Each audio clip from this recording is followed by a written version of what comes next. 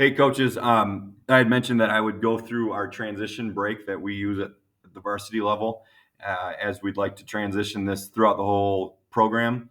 We didn't use it a ton last year, but um, looking back, I wish we would have gone to it more. So our varsity guys do know it, um, and I would like to start to have this trickle down through the program. I don't think I'm going to like band-aid it or anything at any levels, but as we're moving forward, it would be nice to have it, like I said, start to trickle down. And some of you middle school guys had mentioned like you'd like to at least see it to see what it looks like. And maybe it is something that can get you into a little bit of offense or something you can still work on in practice a little bit and maybe implement it once you feel comfortable that you guys know it well enough. I don't think it's terribly complicated. It's North Carolina. If you ever watch them play, they run it quite often with some variations to it. Kansas has run it, so it's kind of been through that um, the Dean Smith era stuff. They ran a little bit of it, and there are all those connections with North Carolina staff members that have been at Kansas. So the Roy Williams, he used it at Kansas. He then used it at he's used it at North Carolina. We ran it in high school, and it was really good for us. It gives a lot of different options and simply gets guys moving into a motion offense. So again, I'm going to go through it here. If you want to pay attention to my screen, they've got I've got little notes written at the bottom. Sorry, they aren't real clear. But it starts out with your 1 through 5 coming down the court. One can pick or choose a side to come on. Your 4 or 5 are sometimes interchangeable. Your 2 and 3 are obviously pretty interchangeable. The first look down the court is always, as fast as we can get up the court, great. We can pitch it ahead to the number 2, your wing there. Keep in mind that it is crucial, I think, the spacing on this. You've got your trail big with the number 4, usually probably the guy that took the ball out of bounds, possibly. You have the one post player, if it's your 5, running down the court to the rim, getting to the ball side block, and then your opposite wing. Your opposite wing, though, you want to make sure that that player stays or doesn't go any deeper than the free throw line. And that is so that they have some angles on some passes later on in the break. So again, if you pitch it head to number 2, we're always looking to get it inside this whole break. Every time someone catches the ball on the perimeter, they should always be peeking inside.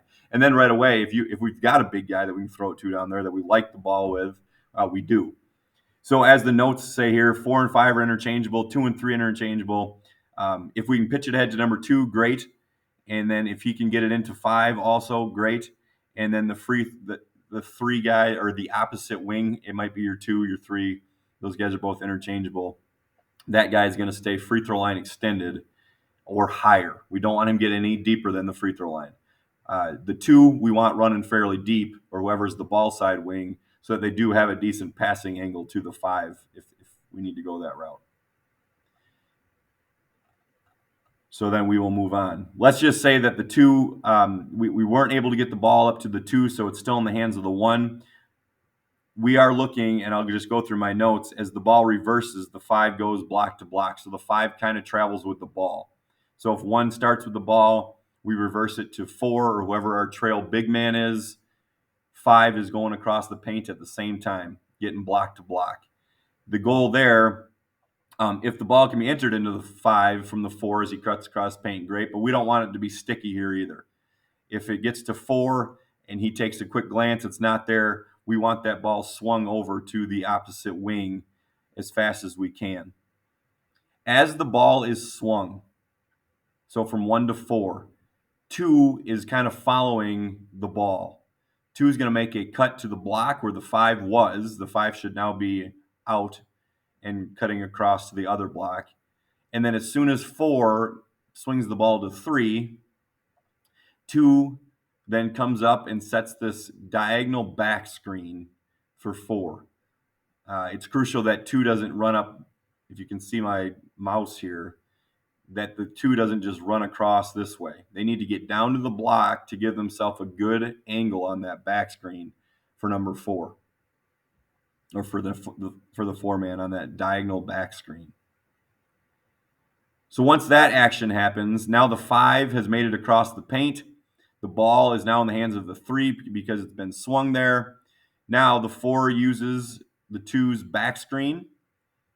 and comes off of that. Now, obviously, a North Carolina, a Kansas, they can throw that lob up for an alley-oop. So it's almost a little bit more of a decoy, but it is open sometimes. The reason, and this is where the three not getting too deep matters. If the three is way down here and they've got the ball and this kid is open, four is open coming off that back diagonal screen from two, that pass has to go over the five man and his head, and it's just a mess. There's no angle for that pass. If three is a little bit higher in the court, they do have an angle to throw that lob backdoor to the four man cut into the hoop. Once two sets that screen, and since I've run this, whether as a player in high school or as coaches, the guy that's oftentimes the most open after this screen is set is the two man. If he really jacks this guy on a back screen and holds that screen well and then pops, oftentimes they are sitting there wide open on the perimeter because the help or his man helps out on the screen and things get all clustered up there. And so again, if you got to convince your guard here, you got to set a screen. You can't just set kind of a screen and pop out. You won't be open. The better screen that two sets and then pops. Gosh, if that's a shooter, I mean, you can convince that kid. If you set a great screen there, you're going to be wide open to shoot threes all day long. Personally, I made a living on setting that screen in high school because if you set a good screen, you pop open. Your man is helped out, and the guy that you set a screen on is scrambling with his back to you, running to try to guard the four-man cut into the hoop, and oftentimes this two-man is wide open. Also, remind your three-man, don't forget, if five's cutting across the paint here and you catch, look inside to him. If he's open, we still want to keep focusing on getting the ball inside. If we haven't thrown the ball inside, our next action is this. If the ball is not thrown from 3 to 4, like that lob pass isn't made, or to the five-man cutting across the paint, we then try to reverse it back to the two-man, who is oftentimes, like I said, the guy that's really wide open. As the ball reverses back across, then we coach it up that our four-man and our five-man work together here. Our four-man gets across the paint and sets this cross screen and kind of has to headhunt because the five-man's man might be out here. He might be in help side. He might be all over the place.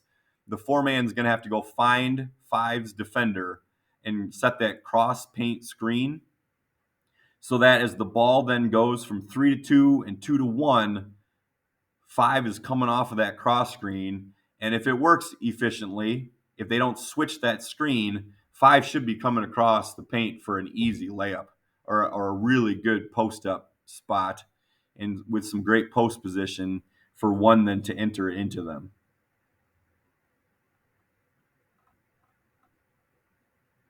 Now, what happens if they switch that screen or after that screen is set, that cross screen, we can't maybe enter it into five? We do teach our four-man then, as soon as you set that good screen and you hit with some contact, you've got to get out of there. You flash to the high post. So that if they do switch that screen, the five-man's man might be fronting him here. That is an easy then pass to the four-man who can rip and go to the hoop, might be open for a jump shot themselves, or it's a great time to throw to the four, and there's a little dump down then into the five-man in the post. So again, that's the end of the sequence. From there, if you don't have anything yet, we always feel like we've got some action going on.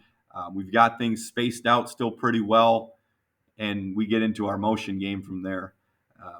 But we found this to be a pretty good look, especially if we're looking to get an inside look. If they run transition all the way through, we have found some success with when I say all the way through, all the way to the end here, to get this five-man coming across that screen for a pretty good post look.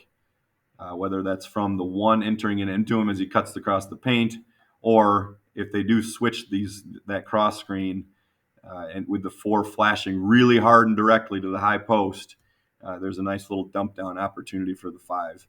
So that's our transition break. Again, watch North Carolina try to run it. You'll see some similarities. They've got all sorts of options, and those guys are flying. But we felt it's a pretty good thing for us. We're definitely going to be running it this year more than maybe we have in the past, especially with the personnel that we have with some bigs. But if this is something you want to implement, I'd love it. That'd be great. And if you have more questions about it, please feel free to let me know. Thanks for tuning in.